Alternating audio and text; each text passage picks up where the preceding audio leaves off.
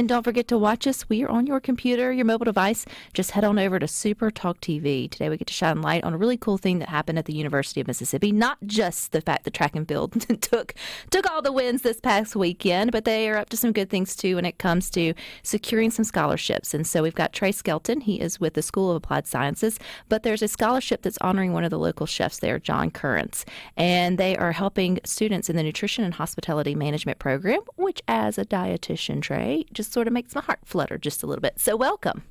Thanks for having me. First off, were you watching this weekend? Did you watch Mackenzie Long and the girls crush it and the boys do their thing in the shot put? I did watch it. Yeah. They're killing it. They're killing it. Absolutely, they are. Well, there's a lot of other good things going on campus, too. So this is in your neck of the woods with the School of Applied Sciences, but specifically with the Nutrition and Hospitality Management program.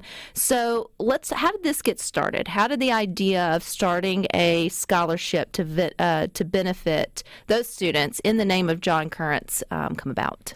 So I have to give my first shout out to Chef Kelly English. He's a chef, alumni, big advocate for the university. He has second line in Restaurant Iris in Memphis, and he came up working under John and learning from John and their friends, and he is the one who really kick-started it and realized that need to recognize John and get him involved in our program.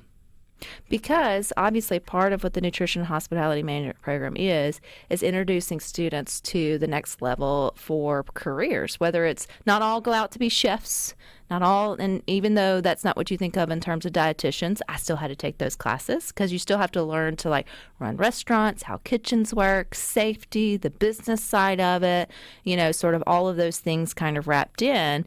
And it's still a big part and a big deal industry of having qualified people in that.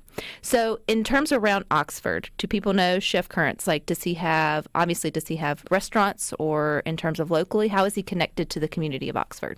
Yes, so Chef Currence has been a culinary icon, a big reason of why Oxford is thought of as a culinary destination. He moved there in 1992 and opened up City Grocery, and from there he's just continued to build, and he has opened up Bourrée, Snack Bar, and Big Bad Breakfast, and there are now 24 Big Bad Breakfasts across the country. Really? So what do you get at Big Bad Breakfast? And don't say breakfast, but I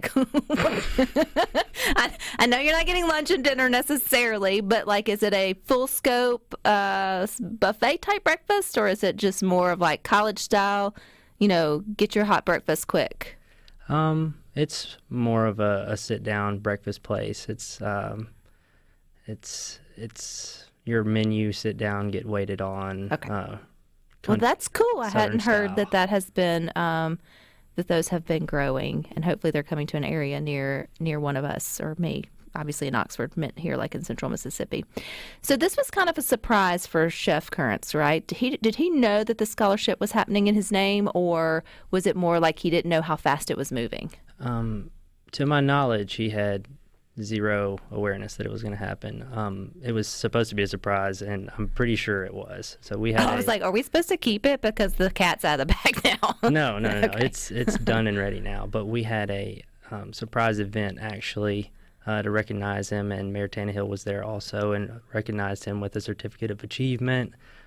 We had 5 chefs who own restaurants or have in the industry that came up working under him, all work the event and do their own twist on his famous dishes.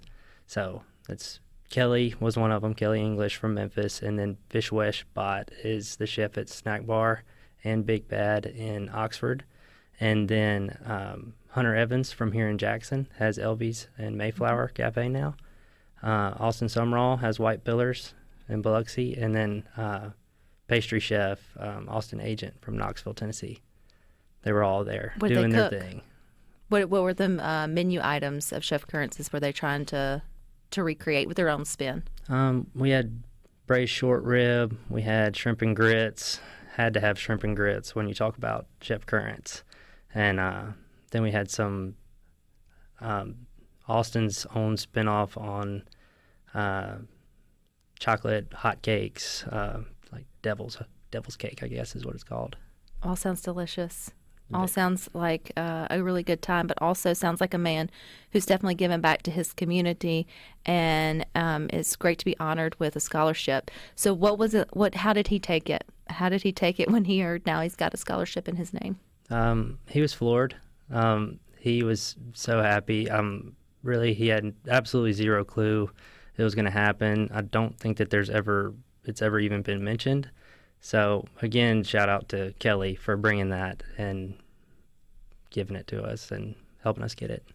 So now another silly question, Trey. Like, I know breakfast, but also I know how scholarships work, but not all scholarships work the same. Like, I know scholarships. So how will this one work? Will it be annually? Will it be one student through 4 years? Like, how will the John Currence Scholarship in the Nutrition Hospitality Management Program at Ole Miss work going forward? So another cool thing we wanted to do with the surprise is kind of leave it open to him to do the criteria on it, and we're in the processes of finishing that out, but what we're thinking is it's going to go to a different student each year and take care of them for that year. But that is subject to change on John's preferences, of course. Well, it's his name on it. He should have a little say, say in the matter. Absolutely. So I know, like, over the last couple of years, especially through 2020 and all things that happened to restaurants and the industry, people may feel like that the hospitality industry, it did take a big blow. So why is it still important, Trey, for us to invest back into students who are interested in hospitality, encourage students who are interested in hospitality, that there are still job opportunities and professional growth in that market still available, to keep looking into it and pursuing it as a career? So 1 in 20 Mississippians end up working in the food and restaurant industry.